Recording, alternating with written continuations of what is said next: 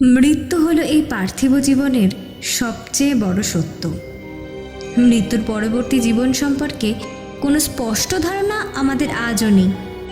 তবে বহু মানুষই মনে করেন আত্মা অবিনশ্বর, তাই এই জন্মে তার সাথে হওয়া সব অন্যায়ের প্রতিশোধ নিতে, অতৃপ্ত বাসনা তৃপ্ত করতে সে ফিরে আসে বারবার। সেই অন্যায়কারীর বিচার করে নিজের আদালতে, আর সেই বিচারের হাত থেকে কেউ রেহাই পায় না।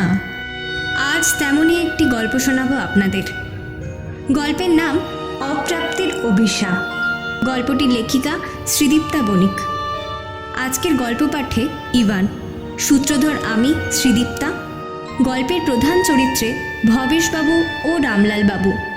ভবেশবাবু ও রামলাল বাবুর চরিত্র পাঠে যথাক্রমে ইন্দ্রজিৎ ও ইভান।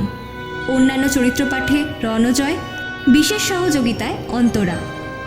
শুরু হচ্ছে আজকের গল্প, অপ্রাপ্তির অভিশাপ।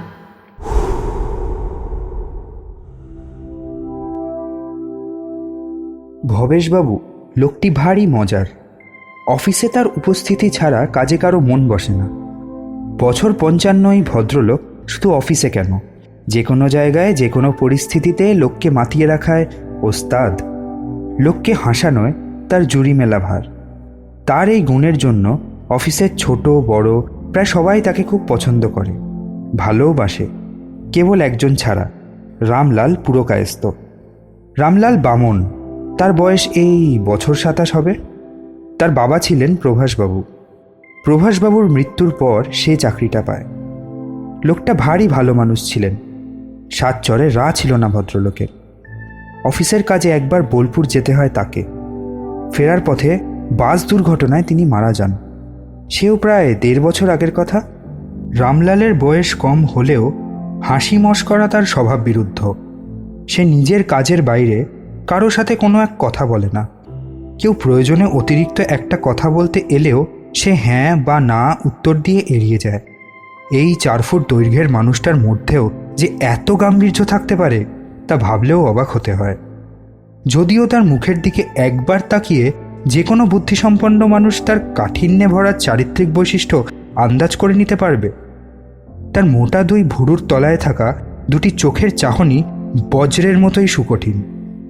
তার গলার আওয়াজও তার চারিত্রিক গঠনের সঙ্গে মানানসই। অফিসের কেউ একান্ত প্রয়োজন ছাড়া তাই তার সাথে কথা বলতে আসে না। শামুককে তার খোলসের বাইরে টেনে বের না করাটাই যথোচিত বলে মনে করে কেউ বড় একটা তাকে বিরক্ত করে না, শুধু ভবেশবাবু বাদে। ভবেশবাবু মনে করেন নিজের ত্রুটিপূর্ণ শারীরিক গঠনের কারণেই রামলাল সবার থেকে দূরে দূরে থাকে। আর এই দূরত্ব বজায় রাখার হাতিয়ার হিসেবে সে বেছে নিয়েছে নীরবতাকে। ভবেশবাবু বলেন, আরে ভাই, নীরবতা হলো জমাট বাঁধা কষ্ট। দেখো না, কোনো শিশু যখন জন্মায় তখন তার কান্না হাসির শব্দে চারপাশ কেমন গম গম করে, কারণ তখন সে খুশি থাকে। আর সেই শিশুই যখন বড় হয়, একসময় যখন তার জীবনে নেমে আসে বার্ধক্য, আর সর্বশেষে যখন মৃত্যু ঘনিয়ে আসে, তখন তার জীবন জুড়ে নেমে আসে শ্মশানের নিস্তব্ধতা। ভবেশবাবুর আরও একটা গুণ হলো তার এই কল্পনাপ্রবণ ভাবুক মন। অফিসের হেড ক্লার্ক শ্যামলবাবু সেদিন তো বলেই ফেললেন, ভবদা, আপনি তো লেখালেখি শুরু করতে পারেন। এত সুন্দর সুন্দর কথা যে বলতে পারে, লেখালেখি তার কাছে এমন কি ব্যাপার? ভবেশবাবু উত্তরে বলেন, আরে ভাই, জমালয় থেকে জমেরা যাত্রা করে দিয়েছে নিয়ে যাওয়ার জন্য।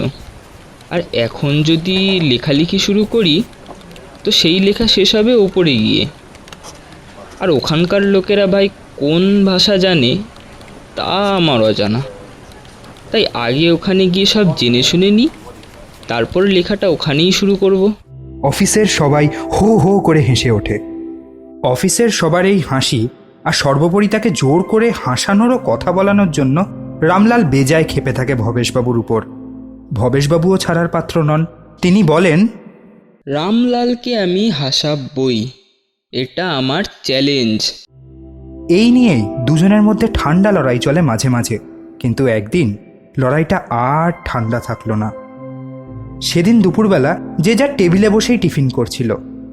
কথাটা প্রথম হচ্ছিল মনীষের বিয়ে নিয়ে। মনীষ হলো আপাতত অফিসে কনিষ্ঠতম সদস্য। সামনের মাসের 10 তারিখ মনীষের বিয়ে ঠিক হয়েছে। সবাই মনীষকে প্রশ্নবাণে জর্জরিত করে তুলেছিল। পাত্রীর কুষ্টি থেকে শ্বশুরবাড়ির গুষ্টি, সেই সব নিয়ে ব্যতিব্যস্ত করে তুলেছিল তাকে।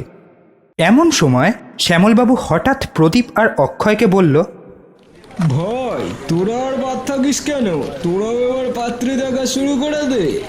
প্রদীপ বলল, আরে দাদা, ব্যাচেলার লাইফটা এনজয় করতে দাও না, এখনই হয়তো তার আর কি আছে। ঘটনা প্রসঙ্গে বলে রাখি, প্রদীপ ও অক্ষয়ের বয়স এই বছর 30-এর হবে। রামলাল আর এই দুজন বাদে অফিসের সবাই বিবাহিত। ভবেশবাবু এরপর শ্যামলবাবুকে উদ্দেশ্য করে বললেন, এত তাড়াতাড়ি তুমি ওদের বলির পাঠা করতে চাও কেন হে? মনীষকে না হয় বাড়ির চাপে পড়েই বিয়ে করতে হচ্ছে। কথা শেষ হওয়ার আগেই শ্যামলবাবু দাঁত বের করে বলে, আরে ভবদা, বিয়ের ভোজটা তো খেতে হবে, আমাদেরও তো বয়স হচ্ছে নাকি। দাঁতে তো পাঁঠার মাংস খাওয়ার জোরটা থাকা চাই। ভবেশবাবু জবাব দেন, ভাই তুমি পাঁঠার মাংস চেবানোর কথা বলছো, আর এদের যে বলির পাঠা হতে হবে সে কথা ভাবছো না যে? সবাই অট্টহাসিতে ফেটে পড়ে। ভবেশবাবু খানিক থেমে বলেন, রামলাল, প্রদীপ, অক্ষয় তো আরও কয়েকটা দিন শান্তির জীবন কাটাতেই পারে। কথাটা বলেই তিনি রামলালের দিকে তাকিয়ে বলেন, কি হে রামলাল, ঠিক বলিনি? ততক্ষণে রামলালের মুখটা একটা চরম বিরক্তিতে ভরে ওঠে। তাও সে মুখ ফুটে একটা কথাও বলে না, কেবল তার দৃষ্টি জানান দেয় ভবেশবাবুর প্রতি তার তিক্ত মনোভাবের। ভবেশবাবু তাতে দমে যান না, আবারও বলেন, বিয়ে টিয়ে করবে তো নাকি? চটে যাচ্ছ কেন? কাউকে পছন্দ টছন্দ হলে বলতে পারো, আমরা সবাই মিলে বরপক্ষ হয়ে যাবো তোমার বিয়েতে। রামলাল এখনও নির্বাক। কেবল তার মুখের কাঠিন্য যেন এক হিংস্রতার রূপ নিতে থাকে। তার চক্ষু রক্তবর্ণ ধারণ করে সে খাবার ফেলে চেয়ার ছেড়ে উঠে দাঁড়ায়। শ্যামলবাবু ভবেশবাবুর পাশে গিয়ে তার হাতটা চেপে ধরেন। নিমেষের মধ্যে হাসি কথায় গমগমে অফিসটা কিছুর একটা আশঙ্কায় পুরো নিস্তব্ধ হয়ে যায়। ভবেশবাবু আবার কিছু বলতে যাবেন, এমন সময় বহুদিনের সুপ্ত এক আগ্নেয়গিরি হঠাৎ যেন জেগে ওঠে। রামলাল তার উপর চিৎকার করে বলে ওঠে, খুব মজা পান না আমায় দেখে? সার্কাসের ক্লাউন ভাবেন নিশ্চয়। নিজের 6 ফুট হাইটের খুব বড়াই না আপনার? একবার আমার জীবনটাও বেঁচে দেখুন। আচ্ছা, হঠাৎ যদি কোনোদিন দেখেন আমার মতো আপনার শরীরটাও 4 ফুটের হয়ে গেছে, তাহলে কেমন লাগবে আপনার? কথাগুলো বলতে বলতে তার স্বভাবের কেমন যেন এক পরিবর্তন দেখা যায়। তার বীভৎস রূপ যেন আরও বীভৎস হয়ে ওঠে। সে তখন বলে যেতে থাকে, কেমন লাগবে? আর তার অট্টহাসি প্রতিধ্বনিত হতে থাকে অফিসের মধ্যে। কেমন লাগবে ভবেশ চক্রবর্তী, কেমন লাগবে?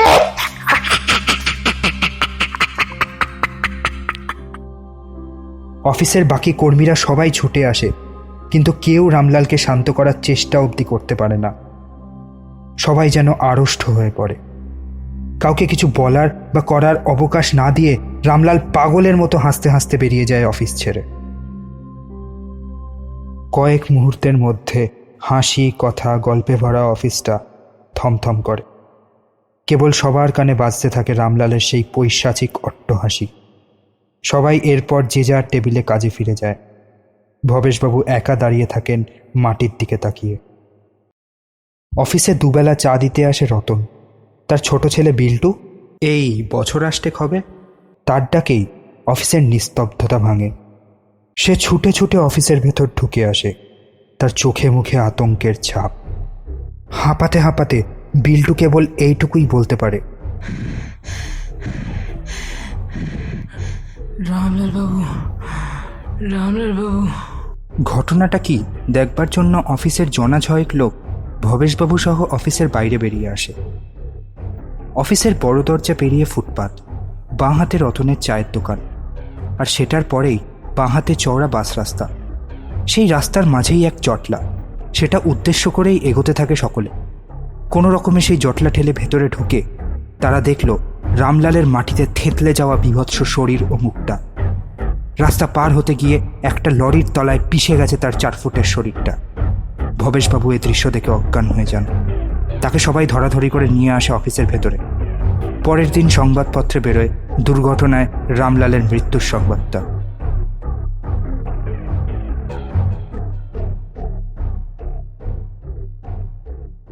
এই ঘটনার পর ভবেশবাবুর জ্ঞান ফেরে প্রায় 8-10 ঘন্টা পরে এক বেসরকারি হাসপাতালের বিছানায়। জ্ঞান ফিরলেও তিনি কেমন যেন চুপ করে যান। হাসপাতালে 2 দিন থাকেন, তারপরে বাড়ি ফিরে নিয়মবাঁধা জীবনে আবার ফিরে আসতে থাকেন। কিন্তু তাকে দেখলে মনে হয় তার অফুরন্ত প্রাণশক্তি কেউ যেন শুষে খেয়ে নিয়েছে। কিন্তু সময় তো কারোর জন্য থেমে থাকে না, দিন আসে দিন যায়, এভাবে দিন 20 কেটে যায়। অফিসে সবার মন থেকে আস্তে আস্তে সেদিনের ভয়াবহতা কাটতে থাকে। এখন ভবেশবাবুও অনেকটা সুস্থ, আগের মতো তত মজা না করলেও অনেকটা স্বাভাবিক হতে শুরু করেছেন। এরই মধ্যে একদিন মনীষেরও বিয়ে এসে পড়ে। মনীষের বিয়েতে সস্ত্রীক ভবেশবাবু নিমন্ত্রিত ছিলেন। কিছু এরই মধ্যে বিমলা দেবী অর্থাৎ ভবেশবাবুর স্ত্রীকে তাদের একমাত্র মেয়ের বাড়িতে চলে যেতে হয়। নাতি হয়েছে শুনে বিমলা দেবী আর অপেক্ষা করতে পারেননি, তাই চাকরকে দিয়ে মেয়ের বাড়িতে পাঠিয়ে দেন ভবেশবাবু। নিচে কিছুদিন পর গিয়ে স্ত্রীকে নিয়ে আসবেন বলে ঠিক করেন। ঠিক হয় প্রদীপ আর অক্ষয় এসে নিয়ে যাবেন ভবেশবাবুকে বিয়ে বাড়িতে।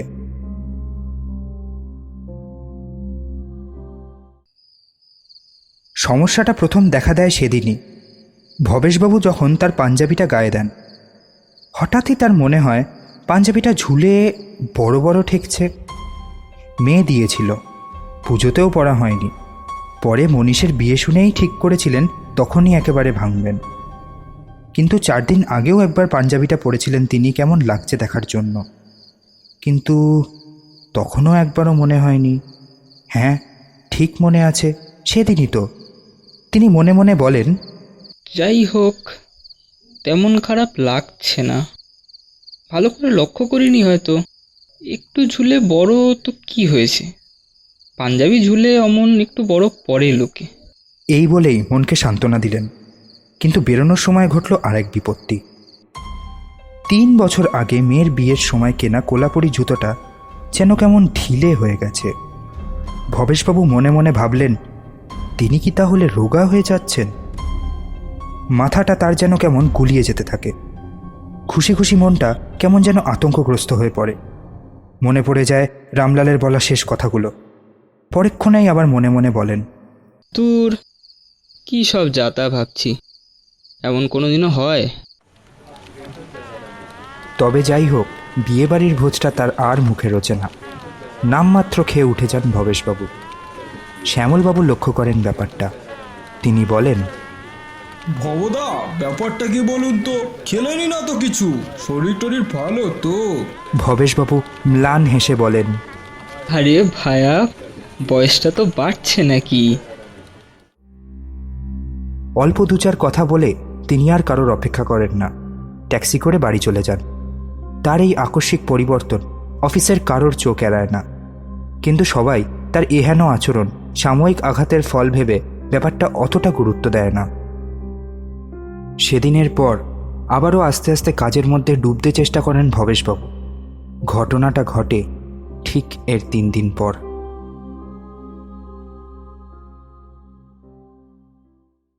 কাজ শেষ করে বাড়ি ফেরার পরে ভবেশবাবু বাথরুমে ঢুকে একটু মুখে চোখে জল দিতে গেলেন, কিন্তু বেসিনের সামনে গিয়ে আয়নায় চোখ পড়তেই চিৎকার করে পিছিয়ে এলেন। ভবেশবাবুর বাড়ির বাথরুমের আয়নাটা একটু উপরেই লাগানো, কারণ বাড়ির সবাই প্রায় 5 ফুট 5-এর উপরে, ভবেশবাবু নিজেই 6 ফুট। কিন্তু হঠাৎই কোনো জাদু বলে সেটা কমে হয়ে গেছে প্রায় 5 ফুট। আগে যখন ভবেশবাবু আয়নার সামনে দাঁড়াতেন তখন তার কাঁধ থেকে মাথা অবধি দৃশ্যমান হতো, কিন্তু এখন তার প্রতিবিম্ব আয়নার নিচের দিকে চলে গেছে। এখন কেবল তার মাথাটাই আয়নায় দৃশ্যমান। ভবেশবাবু আরও লক্ষ্য করলেন তার মুখটাও কেমন যেন বদলে গেছে। চিরকালই সে তার সুপুরুষ গঠন ও লালিত্য ভরা মুখের জন্য সকলের কাছ থেকে প্রশংসা পেয়ে এসছেন, কিন্তু আজ তার নিজের মুখটা নিজেরই কেমন যেন অচেনা ঠেকছে। আর তার ভুরুজোড়া যেন আগের তুলনায় অনেকটা চওড়া হয়ে গেছে। মুখের মধ্যে একটা কাঠিন্য ছায়া ফেলেছে। গালের আর চোয়ালের হাড় তুলনামূলক অনেকটা উঁচু হয়ে গেছে। এ মুখ তো তার মুখ নয়, কিন্তু এ মুখের আদল তার চেনা। এ মুখের আদল রামলালের মুখের মতো। মুখটা 2 হাতে ঢেকে ফেললেন তিনি। তারপর আবার মুখের চাপাটা সরিয়ে দেখলেন, না, কোনো ভুল হচ্ছে না। হাতের সামনে থাকা ফুলদানিটা ছুঁড়ে মারলেন আয়নায়। কাঁচগুলো সব ঝনঝন শব্দে ভেঙে পড়ল। ভবেশবাবু একটু হাঁপ ছাড়লেন। কিন্তু কতক্ষণ আর এভাবে নিজের থেকে পালিয়ে বাঁচবেন তিনি? ঘরের সব আলো নিভিয়ে বসে রইলেন বিছানায়। হাজারো চিন্তা মাথায় ভিড় করে এলো। ভবেশবাবু ভাবতে লাগলেন, সবাই যখন তার এই রূপ দেখবে কি বলবে? হাসবে তার দিকে তাকিয়ে, জোকার বলবে, হাততালি দেবে, মজা করবে তাকে নিয়ে, যেমন রামলালকে করতো হয়তো। রামলালের কথা মনে হওয়া মাত্র তার মনের মধ্যে কেমন যেন একটা ভয় মিশ্রিত অস্বস্তি জমাট বেঁধে এলো। সে আলো জ্বালতে গেল, কিন্তু পাওয়ার কাট হয়েছে। আসলে আকাশ পাতাল ভাবতে ভাবতে তার বাহ্যিক চেতনা যে কখন হারিয়ে গেছিল তা তিনি বুঝতেও পারেননি। বাইরে খুব ঝড় বৃষ্টি হচ্ছে, বাজও পড়ছে। আর উত্তর কলকাতায় যেই অঞ্চলে তিনি থাকেন, এমন পরিস্থিতিতে এখানে পাওয়ার কাট হওয়া অতি স্বাভাবিক ঘটনা। তিনি হাতড়ে হাতড়ে অতি কষ্টে একটি মোমবাতি আর একটি দেশলাই জোগাড় করলেন। মোমবাতি জ্বালিয়ে রাখলেন বিছানার পাশের টেবিলটাতে। নিজের বিছানায় বসতে যাবেন এমন সময় হঠাৎ চোখ পড়ল বিছানার উল্টো দিকের জানলায়। ওটাকার ছায়া। ভবেশবাবু শিউরে উঠলেন। জানলার কাছে যেখানে তার ছায়া পড়ার কথা, সেখানে একটা ছায়া ফুটে উঠল। প্রথমে অস্পষ্ট, তারপর তা আস্তে আস্তে স্পষ্ট হয়ে উঠল। নিজের অজান্তে তার মুখ দিয়ে বেরিয়ে এলো রামলাল। ভবেশবাবুর সারা শরীরটা ঘামে ভিজে গেছে, গলাটা শুকিয়ে কাঠ হয়ে গেছে।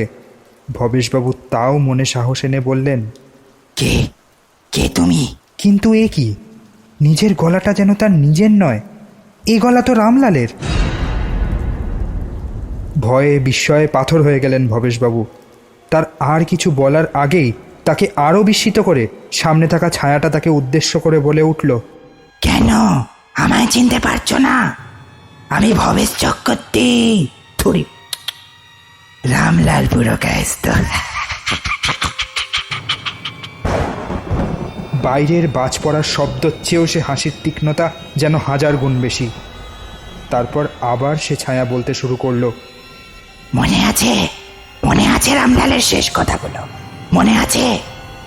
কেমন লাগছে এবার ভবেশ চক্রবর্তী? আবারও সেই কান ফাটানো হাসি। ভবেশবাবু দিক বিদিক জ্ঞান শূন্য হয়ে গেলেন। সামনে টেবিলে থাকা কাঁচের জগটা ছুঁড়ে মারলেন কাঁচের জানলায়। জানলার সব কাঁচ ভেঙে পড়ে গেল।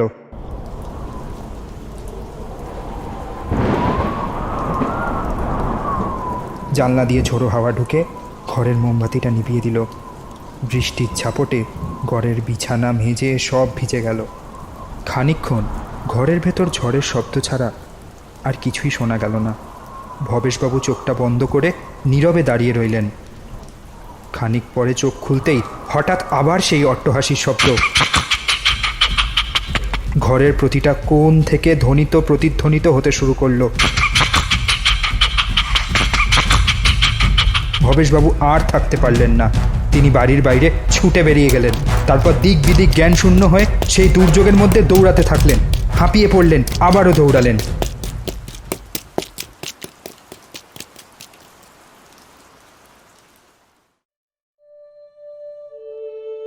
এইভাবে একসময় তার চেতনা ফিরল বাগবাজার ঘাটের সামনে গিয়ে। সামনে তার পথ আগলে বসে রয়েছে স্রোতস্বিনী গঙ্গা। তিনি পরিশ্রান্ত হয়ে নদীর ঘাটে বসে পড়লেন। এভাবে যে কত ঘন্টা, মিনিট, সেকেন্ড চলে গেল তা ভবেশবাবু বুঝতেও পারলেন না। এক সময় ঝড় থেমে গেলেও বৃষ্টির গতি আরও বাড়ল, আর তার সাথে সাথে ঘন বাজ পড়তে আরম্ভ করল। নদীর জলের দিকে এক মনে তাকিয়েছিলেন ভবেশবাবু। হঠাৎই আকাশের বুক চিরে এক আলোর ঝলকানি। সাথে সাথে তিনি দেখলেন নিজের ছায়া পড়েছে নদীর জলে, কিন্তু জলের প্রবল উচ্ছ্বাসে সে ছায়া দোদুল্যমান, অস্থির, অস্পষ্ট। কিন্তু যেন কোনো জাদু বলে সে ছায়া আস্তে আস্তে স্থির হতে শুরু করল। এক সময় তা সম্পূর্ণ স্থির হয়ে গেল। তারপর ভবেশবাবু নিজের প্রতিবিম্বকে দেখলেন খুব কাছ থেকে। তা পুরো বদলে গেছে রামলালের প্রতিবিম্বে। ভবেশবাবু উঠে দাঁড়ালেন। তার গায়ের শার্টটা নেমে গেছে হাঁটুর কাছে, প্যান্টটা পায়ের চেটোর পরেও আরও এক হাত নিচে নেমে গেছে আর মাটিতে লুটোচ্ছে। তিনি বাহ্যজ্ঞান হারিয়ে একটা আর্তনাদ করে ঝাঁপিয়ে পড়লেন নদীবক্ষে।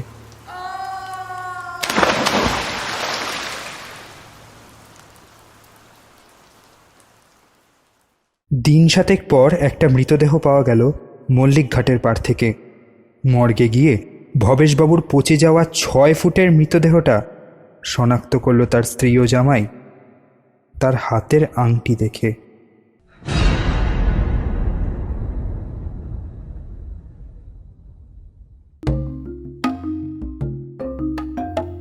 শুনছিলেন আজকের গল্প অপ্রাপ্তির অভিশাপ। গল্প রচনা ও পরিচালনায় শ্রীদীপ্তা, ভবেশবাবু ও রামলালবাবু চরিত্র পাঠে যথাক্রমে ইন্দ্রজিৎ ও ইভান, অন্যান্য চরিত্র পাঠে রণজয়, শব্দগ্রহণ, পোস্টার ডিজাইনিং ও সাউন্ড এডিটিংয়ে ইভান, বিশেষ সহযোগিতায় অন্তরা। দ্য ক্যালকাটা ক্যারাভান অরিজিনালসের এটি ছিল প্রথম নিবেদন। আমরা এখানে স্বরচিত ভিন্ন স্বাদের গল্প পাঠ করে থাকি। ভবিষ্যতে এমন গল্প শুনতে আমাদের চ্যানেলটিকে সাবস্ক্রাইব করে বেল আইকনটি প্রেস করে দিন। গল্পটি ভালো লেগে থাকলে লাইক করতে ভুলবেন না কিন্তু। গল্প সংক্রান্ত মতামত আপনারা কমেন্ট বক্সের মাধ্যমে আমাদের অবশ্যই জানান, কারণ আপনাদের সহযোগিতা ও উৎসাহই আমাদের অনুপ্রেরণা। ভালো থাকবেন। শুভরাত্রি।